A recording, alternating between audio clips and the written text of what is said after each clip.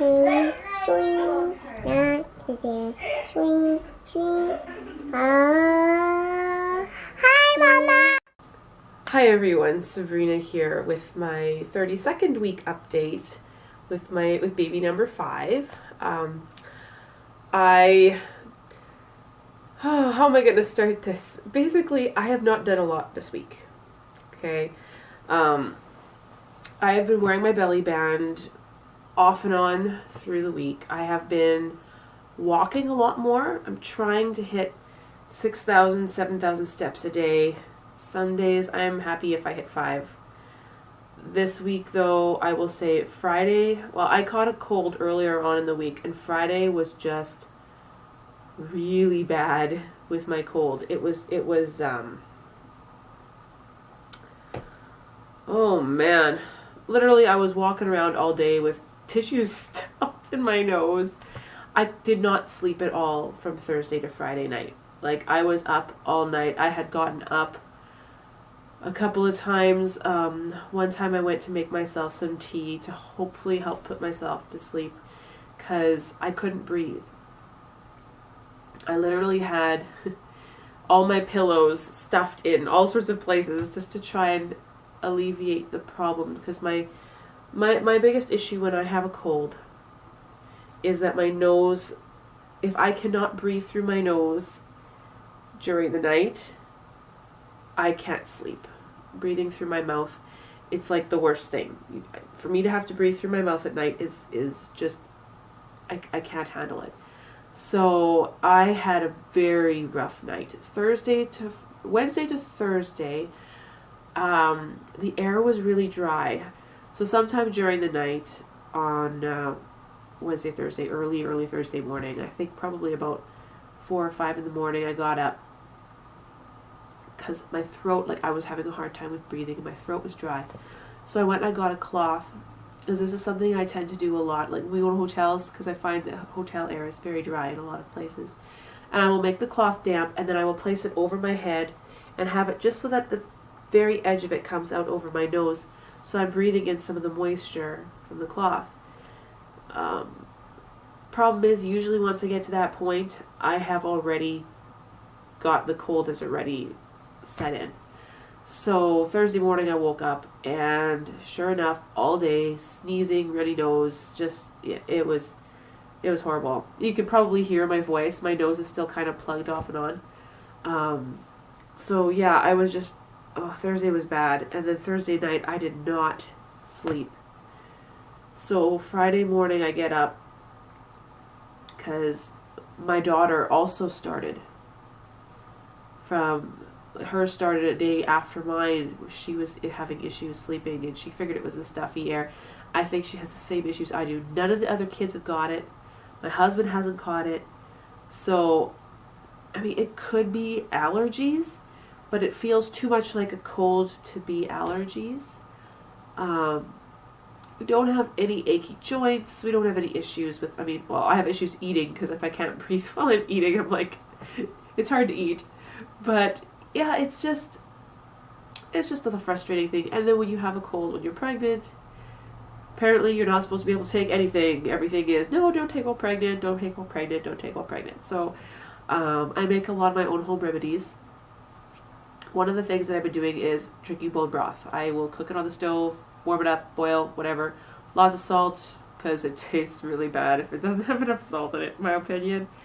And then I'll drink that, and a mug of hot, or I've been drinking it fairly hot lately. Bone broth is so soothing. So I've been doing that, and that's been really good. The fact that my cold is, I feel like I'm coming off of it already. After only a few days, I feel very blessed. Another thing I like to do is I'll boil some water, and then I will mix 2 tablespoons of honey, 2 tablespoons of apple cider vinegar, and 2 tablespoons of lemon juice in the cup of boiling water, with a dash of cinnamon, a little bit more. I love cinnamon, so a little bit more maybe of cinnamon, and some ginger, and mix that together. I believe that's everything in that one. And then you have like it's like a cold tea. And it really soothes the throat. And I find, I've heard that the apple cider vinegar helps with getting rid of a lot of the bacteria and cold virus and such. And in my experience, it has been working fairly well. Gargling with salt water for sore throat it does a lot more than you'd think. And since I have to do salt shots with the brewer's plan anyway, so I just do the salt shot. I have it on my tongue, the salt on my tongue for about a minute, and then I'll put some water in, but instead of swallowing it right away, I will just gargle it before I swallow it. And so I'm getting that salt, the benefit of the salt in the gargle as well. And I've been finding that that has been helping. I didn't actually get a scratchy throat this time yet. Fingers crossed that it doesn't come. But, because usually for me, when I get a cold, I have my symptoms kind of go through a certain thing. And I would have had the scratchy throat by now, and I haven't had it yet. So, and I feel like I'm coming off it. I still have a bit of the stuffy nose, but it's not constant. I'm sleeping at night again, so that's a huge blessing. Because you need sleep. It is so vitally important to get enough sleep. As far as pregnancy goes, somebody was asking actually about stretch marks. And stretch marks, for me, I don't think about them at all. This is my 5th to term, hopefully, pregnancy. So at this point, I've got enough stretch marks on my stomach from my other pregnancies that it's just not something I think about. I do remember with my first, I did not get them until I was 38 weeks pregnant. I was so upset because I had no stretch marks, and then at 38 weeks, all of a sudden, it just... And I didn't get just 1 or 2, I got like a whole host of them, just boom, all at once. And it wasn't bad afterwards. I remember with my second, like with my son, I got more stretch marks, and they just kind of extended off the first ones, and they just kind of went further around in my belly. But I don't remember. I think with my 3rd pregnancy, I think they extended maybe like ½ an inch in some areas. It wasn't much. I don't remember getting any with my last baby. I don't remember getting any extra stretch marks with her. I might have, but like I said, at that point, it just wasn't something that I even thought about really. And with this one, I decided, oh well, stretch marks. Oh yeah, I'll take a look and see if I haven't. I haven't gotten any new ones. I have lots of old ones. I look like I got a map on my belly, a little road map going on, but they're all still the silver and the light purple color that you get from earlier on. So they're all old ones. I don't have any red, because the new ones will show up as being quite red in comparison to the old ones. So I have not yet gotten any new stretch marks. So we'll see how far I get, before any new ones show up. I may not get any. I do have the outie belly button though. My belly button did not pop out with my first baby. It still kind of stayed in. Didn't quite come out. With my second, I actually took a picture and I put it in my pregnancy album. It just went pop one day, and I put that in there because that was just funny. And so with every pregnancy after that, it's been a little outie belly button after a certain point. I don't even remember when it happened this time. It's been so long. I think it happened before. Oh, was it before 20 weeks even? It could have been. It's been out for a while. It's actually kind of annoying because, that's one of the reasons why I like when they have the pants with the extra band, because it helps to tuck it in a little bit, because my kids like to poke at it. Very uncomfortable, and I tell them as much right away, but they still, yeah. What's been fun lately though is feeling for baby's position. I've been doing that a lot more lately. Like right now I can feel his foot is right here. And he keeps pressing it out. And I'll keep pressing it back in, and he'll push it out at me. And it's kind of fun. He moves it around all around the top of my front of my belly. So feeling the position of the baby, I can tell that right now he's head down, sunny side up. So that means that he's head down and his back is facing my back.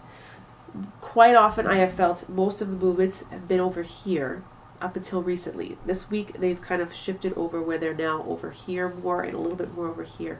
So what I want it to move so that I've got most of my movements here and his back is on this side, on my left side. So one of the reasons why it's suggested to sleep on your left side partially is due to the way that the vessels and everything are to prevent things from cutting off and your legs going numb while you're asleep. Sleeping on your back can cause that. Another reason is the baby's back and head are heavier. At least this is what I heard. So if you're lying on your left side, there's a tendency the baby will want to slide into position there where the back will be here. And the best position for birth, once again, what I've heard, is having the baby's back on this side, and or even to the front, back to the side or to the front. But that's because the way they turn and stuff, it's just easier that way with the head down. So baby's head is down. I have always had my baby's heads down, even like 20-week ultrasounds. They've always been head down at the 20-week. Doesn't mean they've stayed that way. They flip around and stuff, but their tendency has always been to be head down.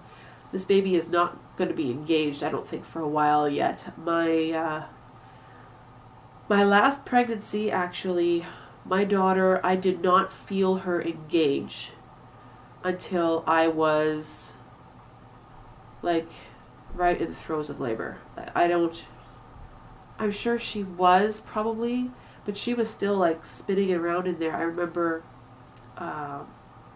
when I was going to give birth, I had all these contractions, and in between contractions, I'm feeling her hiccup. I was leaning forward because I could feel she wasn't in the right position. She had her feet were still near the front here. And so I'd be leaning forward a bit through that. If you ever want to take a look at, they have spinning babies. They talk about different positions that you can use to get the baby into the optimal position for labor and delivery. She didn't want to get into any position specifically. She was moving around all through pregnancy. I guess I had lots of room in there. But yeah, so she finally, about half an hour before she was born, she seemed to move into position, and then boom, that was it. She came. So this little guy, I'm not exactly sure how that's all going to work.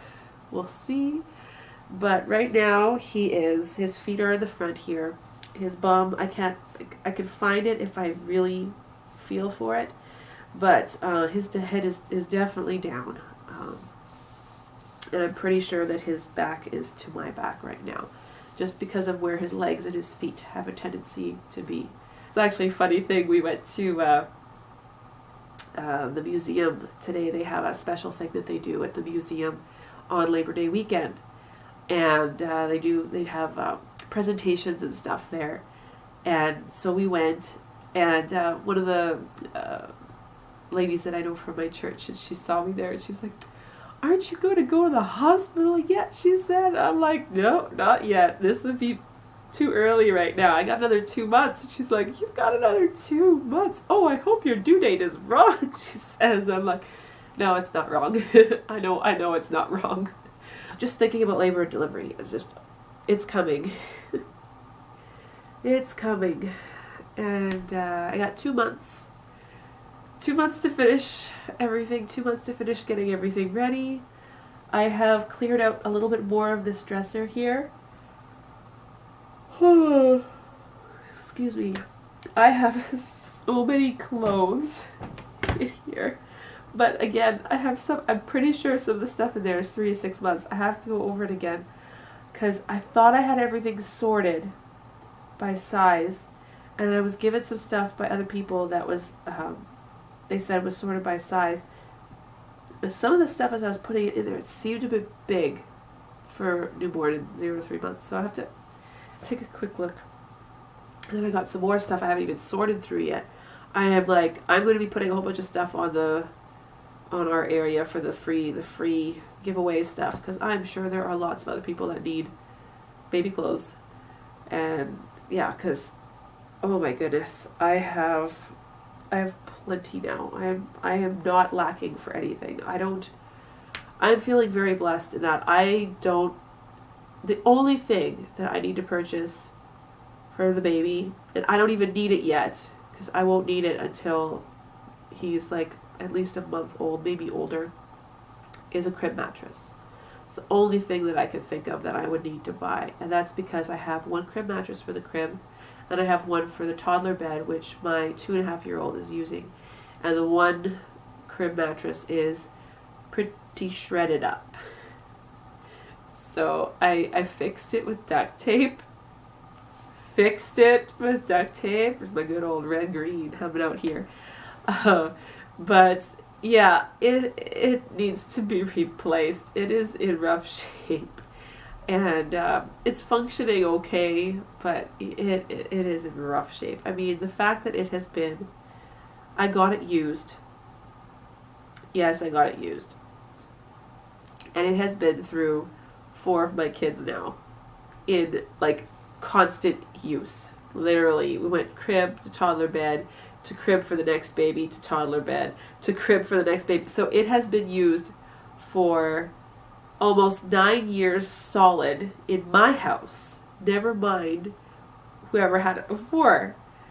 It's high time it just hits the trash. I will show you my belly. I am not wearing my band today. So this is my belly, and it's evening, and in the evening my belly actually pops out quite a bit more. I don't know if I could suck it in a little bit.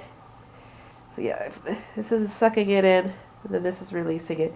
I am not sucking this sucker in if I can't help it at all. But yeah, and I don't know if you want to see the stretch marks that I do have. I will just show you a little bit here. I have all over. They like turn silver in some areas. They're kind of purple in others. There's a little bit of a red actually right there. So I'm not sure if that's a new stretch mark or if that's because the cat scratched me somewhere in this area. That is my 32-week update. I know I don't have a whole lot to say about the baby or my pregnancy in general. It's just I got a cold. Yay.